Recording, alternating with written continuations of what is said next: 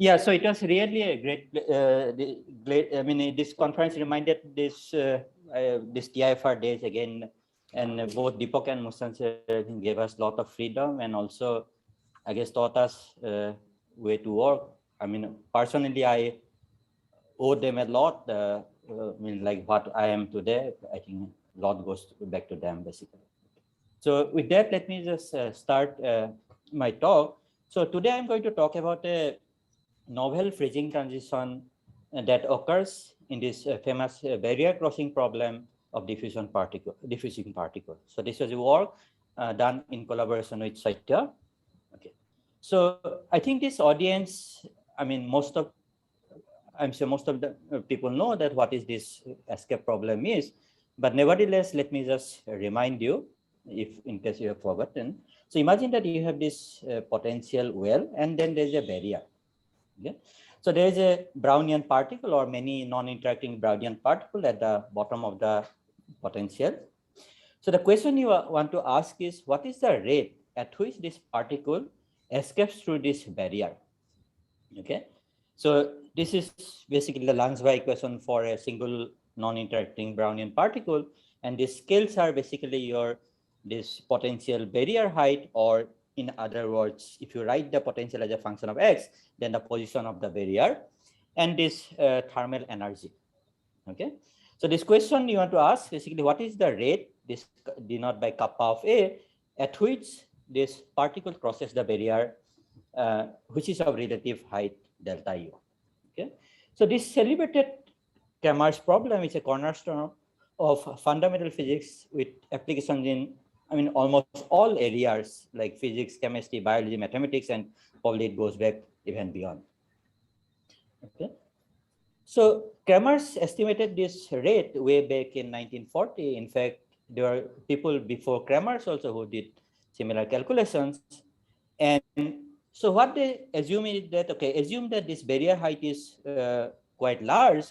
So then these particles at the bottom of the well, they can be thought of almost at equilibrium. So just near equilibrium. And they escape at a very small rate. And then they basically computed the flux across the barrier. And what they found is that the escape rate is basically follows this famous Van Hoff Arrhenius form. Okay. So there's another estimate, and that even predates Kramer's calculation, and that's in terms of basically estimating this barrier height in terms of this mean first spaces time. Okay, so let me just remind you what is the first spaces time is. So imagine that you have this particle at the bottom of the well. So when is the first time this particle basically hits the top of the barrier? Okay, so and because once it basically reaches there, so you just need a small thermal kick to basically pass it through the hill. So basically, so that problem is basically computing the what is the time it takes to go from here to there, and you basically compute the mean of this first spaces time, and you estimate this your escape rate as the 1 over the mean first spaces time. Okay. So in fact, this mean first spaces time for any potentials can be calculated exactly, and it's given by this formula for the particle which starts at the origin. But in fact, you can also write down for general starting point. So again, you see that, okay, for large barrier height, so if you just basically look at this integral, so you see that this basically again is given by this Van Hoff Arrhenius form. Okay, so it's just a 1 over that thing. Okay. But then this mean first spaces time is basically just a mean of some probability density function, right? And this probability density function is precisely this first spaces time probability density. Okay. So in fact, this first spaces time probability density, as you know, that it contains much more information than just the mean. Okay.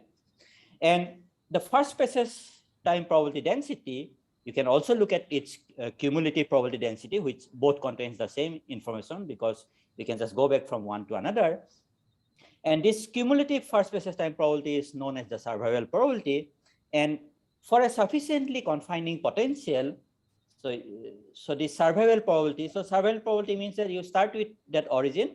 What is the probability that you don't hit this barrier or hit this wall? Imagine that you have put an absorbing wall there up to time t. So that's the survival probability. So this decays exponentially. So it will become clear what do I mean by this sufficiently confining potential later. And this exponent, decay exponent, gives another estimate of this escape rate kappa of A.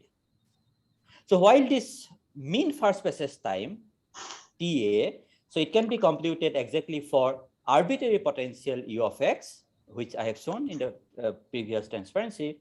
This computation of theta A is much more difficult problem. It's a much harder problem, and there's no known formula for theta A in general. Okay. So let me just summarize what I have told so far. So you are interested in this escape rate, and then there are these three estimates. So one is this Kramer's estimate. So another is this 1 over the mean first spaces time, and other is this decay exponent, how this first spaces time probability density or the survival probability decay with time. Okay, all these three estimates for the large barrier height or for large A, these are equivalent if you write U as a function of X. So it follows this Van Arrhenius form, but now you want to know what happened for small a, because in many practical situations, the location of barrier need not be, necessarily large. Okay, so now these three measures have different A dependence, in particular for small a, and you want to know, do you find anything interesting there? So indeed, what we find is that this theta A for general potential U of x displays a rather rich and robust A dependence, which depends only on the left tail of the tail of U of x as x goes to minus infinity. So that's basically the other side of the barrier. Okay, and which is something which is neither captured by this Kramer's estimate nor by this inverse of this mean first spaces time. Okay, so the take-home message is that, so you have this first spaces time probability density.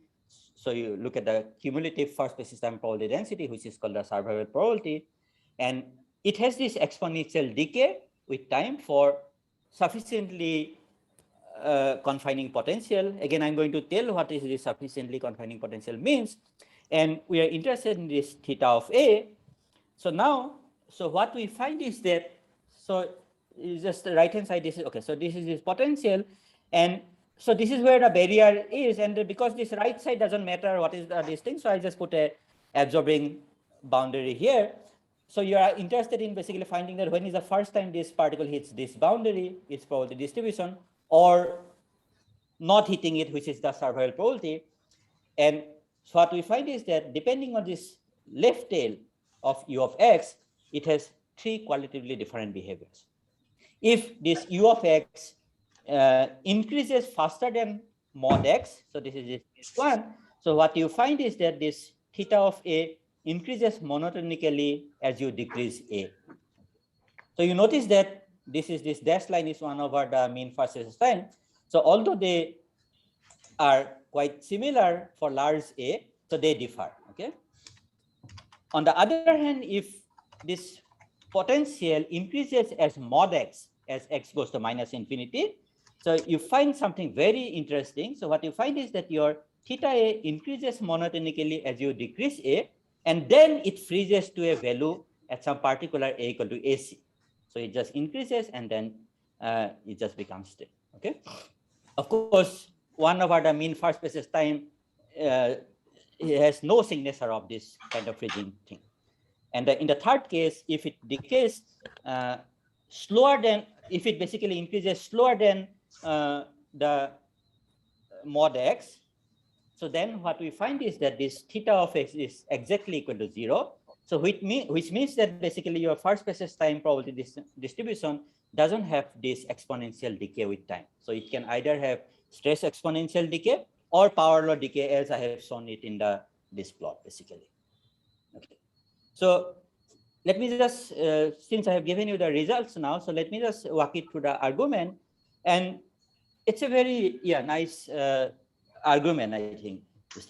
So as I have told you that, okay, this problem you can basically is defining in terms of this Lanzwa equation, and you know that, okay, so Lanzwa equation is a stochastic equation for the trajectories, but you can also write down a Fokker-Planck equation for the probability densities. And So this Fokker-Planck equation you have to solve with these appropriate boundary conditions.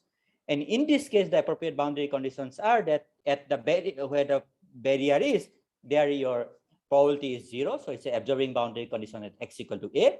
And of course, at x equal to minus infinity, you expect it to be 0 because at any finite time, the particle is not going to reach x equal to infinity. And you, for simplicity, consider the initial condition that you start from the origin, but you can take it any other initial condition. So once you have this, okay, so you have to basically solve this Fokker-Planck equation with this boundary condition.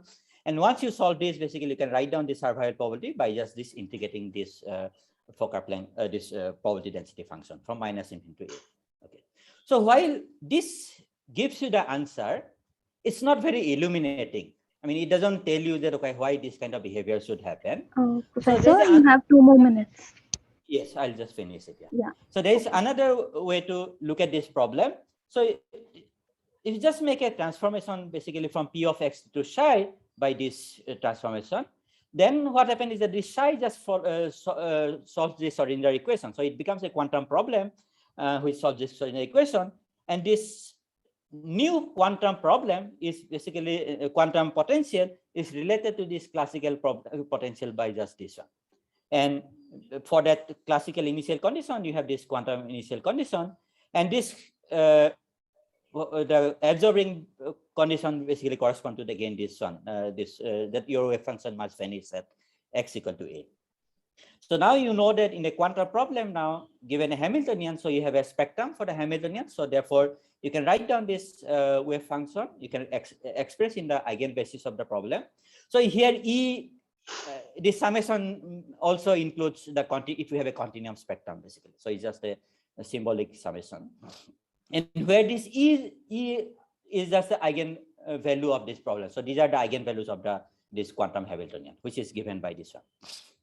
And so you know that if the quantum problem has a ground state, which is bound ground state, and which is separated by a finite gap with the rest of the spectrum, so then what you will find is that your psi of this wave function should decay exponentially in time, like this.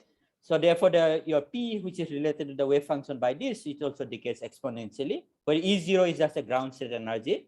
So therefore, your survival probability decays like this, where this theta of A is nothing but the ground state energy. Okay. So now just look at the quantum spectrum for this problem. So as I have told you before that, okay, your quantum potential is related to this classical problem by potential by that. So this was your classical potential where you have a absorbing barrier. So this absorbing barrier translates to a infinite potential here. And then now you see that if you have a potential which increases faster than mod x, because it's a first derivative in x, so this will basically go to infinity as x goes to minus infinity. So therefore, your quantum problem has only bound state. It's basically a fully confining system, so you already have bound states. And the spectrum is discrete. And in that case, so what will happen is that basically your ground state energy, as you decrease this barrier position, it will basically continuously vary. It will just ground state energy will increase basically continuously. So this is what was happening, as I have shown you before, because theta of A in that case increases continuously as you decrease this barrier position. So on the other hand, in the second case, if your potential increases as mod x for large negative x, so then because of this one, so at large negative x, your quantum problem becomes constant. So what happens? Basically, you have an infinite barrier, you have a well, and then you have a constant potential. And in that case, what happens is that you have a bound state, and then there is a spectrum of continuum states, basically. So when A equal to infinity, so this. So can you try to finish it within 1 minute? Yeah, I'll just finish in half a minute. Yeah. So as I just move this thing, so at infinity, so you have this bound state energy, and you have this spectrum. So as you decrease the barrier, so this ground state energy increases, and at some point it hits the bottom of the continuum states, and then it just stuck there. So then therefore, so this is this this vanishing of this gap in the quantum problem basically translates to this freezing transition in the classical problem.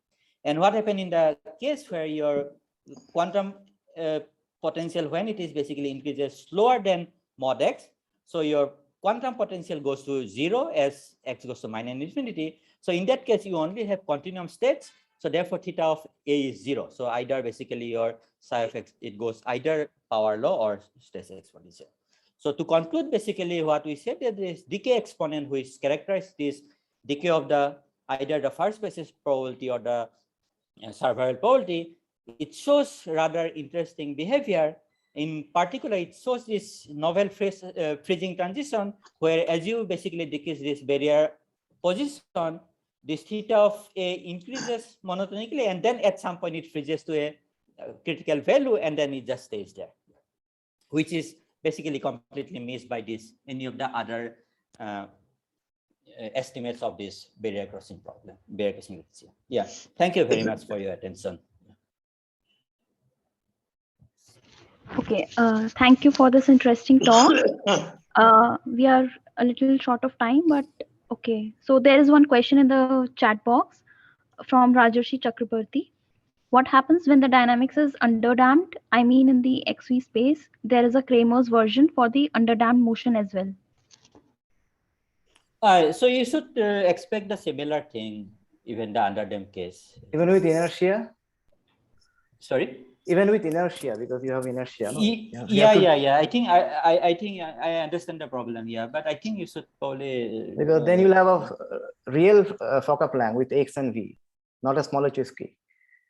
Yeah, I understand the problem and understand the distinction. I'm just curious whether such analysis would hold. Yeah, we can discuss later. Yeah, I expect it to hold actually, because see what is happening is that there is a characteristic time, and after that time basically it behaves like a overdamped problem. Yeah. See, underdamped it gives you a viscous relaxation time gamma by m, and at the time scale greater than that it behaves like a overdamped problem. So I have not done the calculation, but I expect that it should have similar. It should show similar result. So Sanjib, long time maybe. Yes.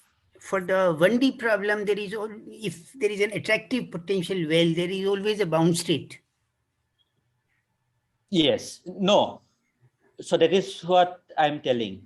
Because you also have a absorbing wall. Yeah. So it's infinite on one side, and that should be enough for a bound state, or it's not enough for a bound state? No, that's not enough. So, okay. You are right. Okay. No, thank you. Yeah.